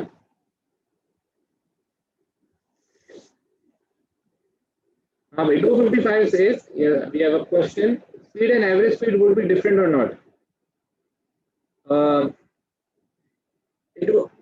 स्पीड का जो होता है ना कि तकदीस को एक्चुअली एवरेज स्पीड ही होती है, बस हम कहने में उसकी एवरेज हटा देते हैं, लेकिन speed is actually the average speed of the journey. ठीक है, तो एवरेज स्पीड ही आपको पता चलती है, क्योंकि देखो स्पीड अभी आप गाड़ी चला रही हो, ठीक है, तो if you going from home to IPA campus, सही है, आप 20 की स्पीड पे भी होगी, 30 की भी होगी, 40 की स्पीड पे होगी। जब टोटल जर्नी की स्पीड मालूम करेंगे ना हम, तो हम बोल देते हैं कि टोटल जर्नी की स्पीड ही है, लेकिन एक्चुअली वो एवरेज स्पीड ही होती है। ठीक है, तो एक्चुअली में हम लोग हमेशा एवरेज स्पीड निकाले होते हैं, बिकॉज इंडिविजुअल स्पीड तो बहुत फ्लक्चुएट करी होती है एवरी सेकंड। ठीक है, तो in the end it's average speed. Alright, so question 255 says is w plus h to the power 4 positive? Okay, now we need to tell them that if is w plus h to the power of 4 positive or not? ठीक है, अब हमें देखना है कि कौन सा statement बता रहा है कि ये पॉजिटिव है या नहीं है, ये नहीं कि कौन सा स्टेटमेंट प्रूव कर रहा है पॉजिटिव ही है। इट्स नॉट आस्किंग ये पॉजिटिव बनाओ, कह रहा है बताओ कि पॉजिटिव है या नहीं है। स्टेटमेंट 1 देखो, स्टेटमेंट 1 कह रहा है h इज पॉजिटिव, भाई अगर h पॉजिटिव हो या h नेगेटिव हो, it won't make a difference to us. Why? Because we know that this h की पावर 4 है, तो ये तो हमेशा पॉजिटिव होगा, बिकॉज h की पावर इवन है। अब h नेगेटिव हो या h पॉजिटिव हो, कुछ भी हो h, it will every time be positive because उसकी पावर इवन है। So it won't help us. Statement 1 doesn't help us proving if this w plus h to the power of 4 is positive or not. Statement 1 doesn't help us. Why? Because the differentiating factor is w. Matter करेगा w क्या है, h से हमें कुछ नहीं फर्क पड़ता, h कुछ भी हो एंड में पॉजिटिव रहेगा क्योंकि पावर उसकी इवन है ऊपर। तो statement 1 is not helping us. Statement 2 पे आएंगे अब, w इज पॉजिटिव, हाँ ये हेल्प करेगा। अगर W पॉजिटिव है तो हमें ये पॉजिटिव ही मिलेगा सम, ये W plus H two the power 4 positive हो जाएगा अगर W पॉजिटिव है। अगर W नेगेटिव हो जाता तो फिर ये नेगेटिव हो जाता, लेकिन W से ही हमें पता चलेगा, हमें H से पता नहीं चल सकता। सो statement 1 is not needed, statement 2 हमें आंसर दे रहा है इंडिविजुअली, हम स्टेटमेंट 2 को रख लेंगे। ठीक है, स्टेटमेंट 2 से हमें आंसर मिल जाएगा। ओके, राइट, अब ये ऐसी कंफ्यूजन में नहीं बैठ जाना। अगर स्टेटमेंट 1 से, जैसे इस क्वेश्चन में स्टेटमेंट 1 हमें आंसर दे रहा है, स्टेटमेंट 2 हमें आंसर नहीं दे रहा, सही है, लेकिन अगर हम 1 और 2 को मिलाएं तब तो आंसर मिल जाएगा सी, लेकिन हम नहीं मिलाएंगे। क्यों? क्योंकि हम तब मिलाते हैं जब 1 भी अकेले ना दे रहा हो और 2 भी अकेले ना दे रहा हो आंसर, फिर हम मिलाते हैं। अगर 1 में से या 2 में से कोई एक आंसर दे रहा है और दूसरा आंसर नहीं दे रहा, तो हम उसको चूज कर लेंगे, नहीं हम सी पे जाएंगे, वो तो हमेशा करेक्ट होना शुरू हो जाएगा। ये फिर तो ए और बी अकेले कभी करेक्ट ही नहीं आ पाएंगे। एक ए करेक्ट, अगर स्टेटमेंट 1 करेक्ट हो गया और स्टेटमेंट 2 इनकरेक्ट है, ए आंसर हो गया हमारा। अब ये नहीं हम सी पे भी जाएं, नहीं, हम दोनों को चेक नहीं करेंगे। दोनों को कब चेक करेंगे? जब 1 और 2 दोनों स्टेटमेंट गलत होंगे, सही है। इसी तरीके से अगर स्टेटमेंट 2 करेक्ट हो गया और स्टेटमेंट 1 इनकरेक्ट है, तब भी हम बी आंसर कर देंगे। हम ये नहीं कि हम सी की तरफ जाएं, दोनों को मिला के चेक करें, no, we will only combine these two statements when both of these statements are incorrect. Okay, I hope मैंने कंफ्यूज ना कर दिया तुम लोगों को, सही है। ठीक है ना? अगर कंफ्यूज हो गए तो पूछ लिया करो। ओके, ऑलराइट, 255 के बाद we have 260, so let's go to 260 now. यो,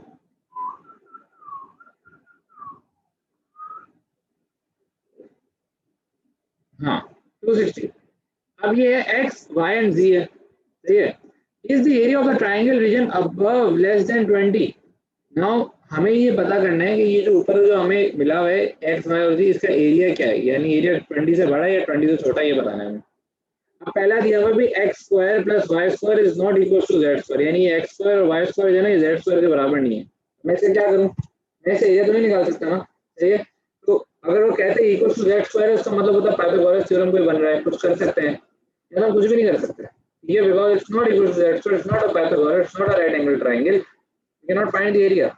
ठीक है, तू क्या कह रहा है, X plus Y is less than 30। हाँ, x और y इन दोनों को मैं प्लस करूंगा तो मेरे पास लेस देन 13 आएगा। Great, awesome. लेकिन मैं क्या करूं उसका, क्योंकि मेरे पास एरिया तो नहीं आ रहा ना उससे। ये एरिया कब आएगा जब मेरे पास तीनों साइड होंगी या दो साइड हों, कुछ तो हो। अभी तो मेरे पास कोई साइड नहीं है, दोनों का सम लेस देन 13 है बस, सही है। Can be anything, that's why we don't know the area. सही है, अब हम इन दोनों को कंबाइन करके चेक करते हैं। अब मैं कंबाइन करके भी क्या करूंगा, x square plus y square is not equal to z square and x plus y is less than 13.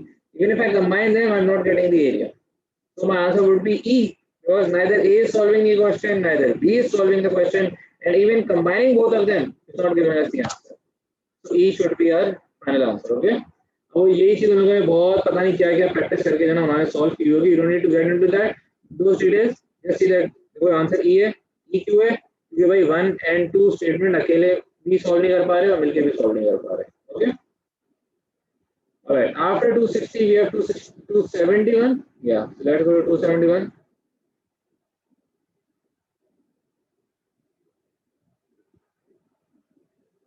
Yes, 270. Yeah, so come to 271 class. ये एरिया का फॉर्मूला लगा के सॉल्व नहीं हो सकता, लाइक हाफ Yes, को sir. अप्लाई करता है। क्या कह रहे हो आप? एरिया का फॉर्मूला लगा के सॉल्व नहीं हो सकता, half into your height into आपके पास हाइट है, अब you don't even have the height. You don't have नहीं, the लेस height. देन 30। हाँ, अब वो लेस देन 13 जो है बाप, दैट कैन बी 1 + 2। एक हाइट 1 ले लो, एक हाइट 2 ले लो, मतलब एक बेस 1 ले लो, एक 2 ले लो। ठीक है, वो भी लेस देन 13 है। अब आप एक बेस आप 5 ले लो और अगली बेस आप 7 ले लो, वो भी 12 बनता है, अब वो भी है less than 13। It can be anything, right?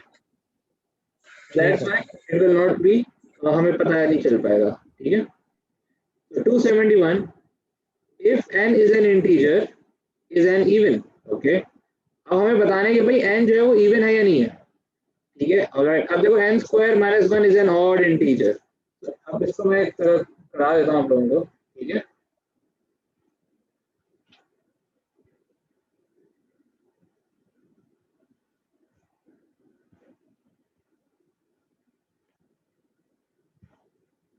just a second class.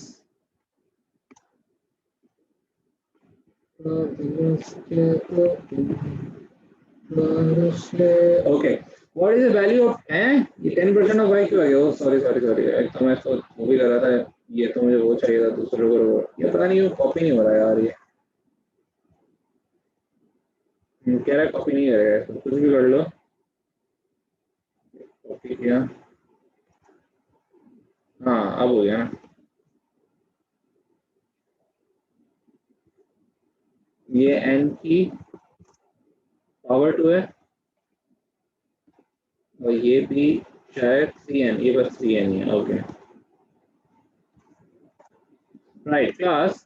वो कह रहा है कि भाई is if n is an integer is an even. अब हमें बताने कि इवन है या नहीं है। अभी कह रहा है n square minus 1 is an odd integer, यानी n स्क्वायर माइनस 1 ऑड यानी 5 रख लो। ठीक है, तो ये क्या हो जाएगा, n स्क्वायर इक्वल्स टू 6 हो जाएगा। तो ये हमें मिलेगा नहीं क्योंकि अंडर रूट ऑफ 6 होता नहीं है। तो एक काम करो, इसको कुछ ऐसा रख लो कि आंसर आ जाए, यानी इसको 3 रख लो। जब इसको 3 रखोगे तो ये 4 बन जाएगा, 4 हमारे पास आंसर आ जाएगा। ठीक है, तो ये n स्क्वायर इक्वल्स टू 4 हो गया, n इक्वल्स टू 2 हो गया। Now this proves that it's an even number. अभी ऑड भी होता तब भी हम आंसर लिखते, you need to understand this. ये अगर n ऑड आ जाता ना तो उसका ये मतलब नहीं था कि स्टेटमेंट गलत हो गया। स्टेटमेंट हमें बता रहा है कि वो और इवन नहीं हो सकता। क्वेश्चन क्या था? क्वेश्चन ये तो था कि इसको प्रूव करो कि इवन है। क्वेश्चन था कि ये इवन है या नहीं है। हमने n = 2 आया, हम बोल देंगे हाँ n = 2 है, इवन है, दैट्स फाइन। लेकिन क्या कहते हैं, ये आंसर हमें दे रहा है statement 1 alone is solving the question, ठीक है। स्टेटमेंट 2 पे देखो 3n + 4 is an even integer, यानी 3n + 4 = 6 कर लो, तो 3n = 10 कितना हो जाएगा? 2 हो जाएगा। लेकिन ये भी n = 2/3, यानी इंटीजर भी तो देना जरूरी है ना, इंटीजर नहीं आ रहा है, तो हटाओ इसको। नीड आंसर जो ये 3 से डिवाइड कर सके, ठीक है, इज एन इवन इंटीजर, ठीक है। तो इवन क्या हो सकता है ये, लेट्स से 12 करेंगे तो ये -4 8 बन जाएगा, वो भी आंसर नहीं होगा। 16 कर लेते हैं, 16 - 4 कितना हो जाएगा? 12 एंड n = 4 आ जाएगा, ये भी इवन है, ठीक है। तो ये तो आंसर इवन था, n फिर से इवन आ गया। So 1 is also solving the question for us, 2 is also solving the question for us, तो D हमारे पास आंसर हो जाएगा कि 1 भी इंडिविजुअली सॉल्व कर रहा है और 2 भी इंडिविजुअली सॉल्व कर रहा है, okay. And I hope the answer is D over here. Yeah, the answer is D, ठीक है। So this is how ये क्वेश्चन सॉल्व होते हैं, right. This is the data sufficiency, ठीक है, जो जिसकी इतनी चर्चा हो रही होती है ना कि डेटा सफिशिएंसी आएगा, डेटा सफिशिएंसी आएगा, this is actually data sufficiency, okay. So अब इसके काफी क्वेश्चंस हैं, हमारे पास टाइम नहीं है सारे करने का, लेकिन एक बेसिक आइडिया मिल गया आप लोगों को। रिमेंबर 5 क्वेश्चन आएंगे डेटा सफिशिएंसी के, उनमें से 3 सॉल्वेबल होंगे, 2 नहीं कर पाओगे तुम लोग, ठीक है, नहीं कर सकते उसको। तो अगर डेटा सफिशिएंसी है उसमें ज्यादा टाइम नहीं लगाना, 5 में से वो 3 क्वेश्चन ऐसे रखेंगे जो तुम कर पाओगे, 2 तो मैं भी नहीं कर पाऊंगा, कोई भी टीचर मुश्किल होगा। मतलब वो ऐसे क्वेश्चन होंगे, वो बेहतर होता है।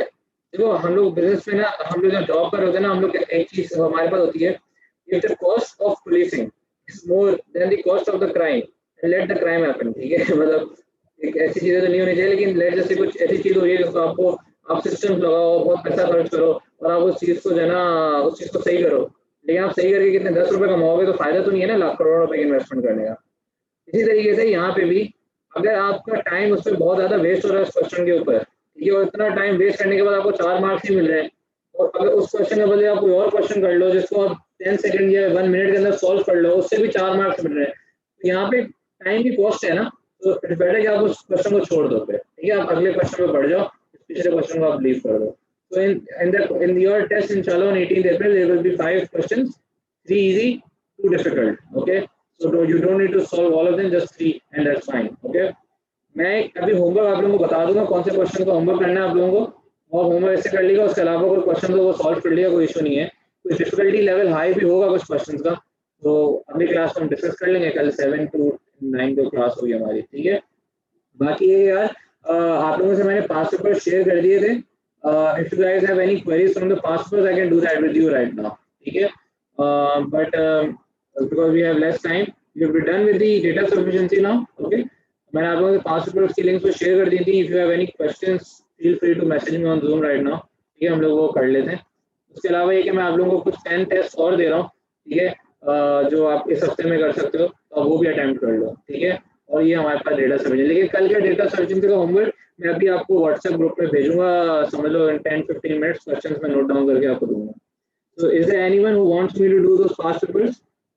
और यार कोशिश करो अगले हफ्ते में, अगर तो आप लोग जॉब शॉप कर रहे हो, रमजान का भी पहला हफ्ता आ रहा है, काफी मुश्किल हो जाएगा, शुरू के रमजान होते भी काफी मुश्किल है, तो कोशिश करो एक हफ्ते की जॉब से छुट्टी ले लो अगर हो सकती है, या कुछ कैजुअल लीव ले लो 2-3 दिन की, ताकि आप उस टाइम में आप ये पास्ट पेपर्स और ये प्रैक्टिस कर लो। 7 days left now, ठीक है, जस्ट 1 week, ओके, सही है। Anyone who wants to discuss with me past papers, message me on Zoom. Not then the class is over, you guys can enjoy, start doing those past papers at least now, okay. Right, bye bye class, take care, God bless you, Allah Hafiz। Okay, so I have a message. हाँ Tareem, these are the same past papers जो आपने उसको किए थे, but please do them again, okay, all right, and Tareem do solve this data sufficiency, okay, मैं homework बता रहा हूँ अपने को। Okay guys, bye bye, Allah Hafiz।